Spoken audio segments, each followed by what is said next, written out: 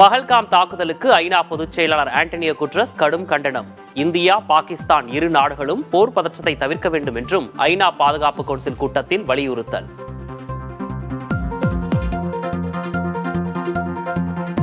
நாடு முழுவதும் உள்ள மாநிலங்களில் மே 7ஆம் தேதி பாதுகாப்பு ஒத்திகை.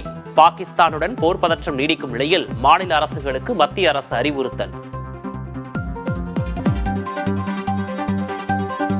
பிரதமர் மோடியுடன் காங்கிரஸ் எம்பி ராகுல் காந்தி சந்திப்பு.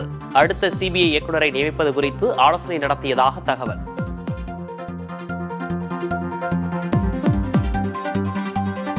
மே 5ஆம் தேதி வணிகர் தினமாக விரைவில் அறிவிக்கப்பட்டு அரசாணை வெளியிடப்படும் என முதல்வர் அறிவிப்பு.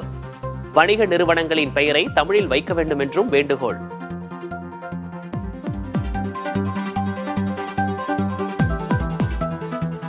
வணிகர்களுக்கு எதிரான கட்சியாக திமுக உள்ளதென எடப்பாடி பழனிசாமி குற்றச்சாட்டு.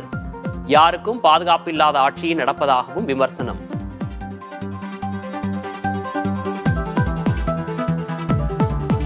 மதுரை விமான நிலையத்தில் விஜயை பார்க்க வந்தவரின் தலையில் துப்பாக்கியை வைத்த பாதுகாவலர். பொது இடத்தில் பாதுகாவலர் துப்பாக்கியை எடுத்து நீட்டியதால் பரபரப்பு. துப்பாக்கியை வைத்தது எனக்கே தெரியாது. சால்வை அணிவிக்க வந்த இன்பராஜ் புதிய தலைமுறைக்கு பிரத்யேக பேட்டி. எவரோ அவங்க பவுன்சர்கள் அவங்கள ஏதோ பாதுகாப்பு என் மேலே தள்ள துப்பாக்கி வச்சிருக்காங்க, தவறுதெல்லாம் வச்சிருக்காங்க. அது ஒன்றும் தப்பு இல்லை. யாராக இருந்தாலும் பப்ளிக்கை அவரை பாதுகாக்கணுன்ற அடிப்படையில் நானும் அதே கருத்தில் தான் நின்றேன், அவங்களும் அந்த கருத்தில் நிற்கிறாங்க. இனி யாருன்ற அறியாத ஒரு காரணத்தால் தலையில் துப்பாக்கி வச்சுட்டாங்க. மூக்குத்தியில் பிட் வைக்கலாம் எனில் வாக்கு இயந்திரத்தில் முறைகேடு செய்ய முடியாதா? நாம் தமிழர் கட்சி தலைமை ஒருங்கிணைப்பாளர் சீமான் கேள்வி. இந்த தோடுக்குள்ள மூக்குத்திக்குள்ள நீ பிட்ட மறைச்சு கொண்டு எழுதிட முடியும்னு நம்ப சொல்றேன். ஆனால் இந்த ஓட்டு போடுற பெட்டி இவ்வளவு பெரிய பெட்டிக்குள்ள ஒண்ணும் செய்ய முடியாதுன்னு நம்ப சொல்றேன். இது சரியா பதிவு நடக்குங்கிற இந்த மூக்குத்திக்குள்ள பிட்டு கொண்டு போய் எழுதிடுவான்னு என்னை நம்ப சொல்றேன். டிஎன்பிஎஸ்சி குரூப் 2A முதன்மை தேர்வு முடிவுகள் வெளியீடு. பிப்ரவரி 8ஆம் தேதி நடந்த தேர்வு முடிவுகள் இணையதளத்தில் பதிவேற்றம்.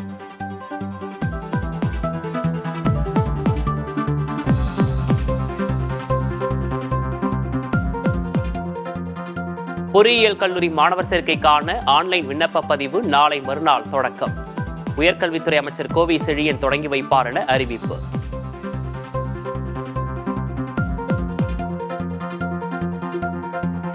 மத்திய அமைச்சர் ஜே பி நட்டாவின் வாகனத்தில் பாதுகாப்பு குறைபாடோ சேதமோ ஏற்படவில்லை. குண்டு துளைக்காத காரினை மற்ற வாகனங்களுக்கு இணையான வேகத்தில் இயக்கியதால் விபத்து என தமிழக காவல்துறை விளக்கம்.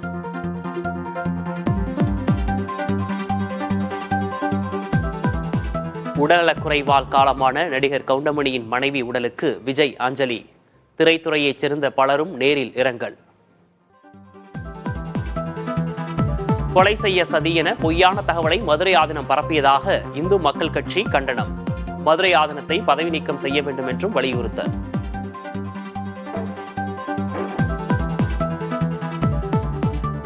சவுதி அரேபியாவில் வீசிய புழுதி புயலால் இருள் சூழ்ந்த நகரங்கள்.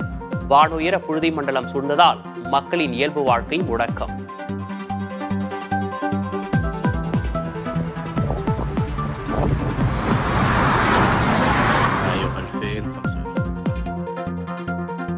காசாவில் ஹமாஸ் நிலைகள் மீது தாக்குதலை தீவிரப்படுத்த இஸ்ரேல் அமைச்சரவை ஒப்புதல். ரிசர்வில் உள்ள ராணுவத்தினருக்கு அழைப்பு.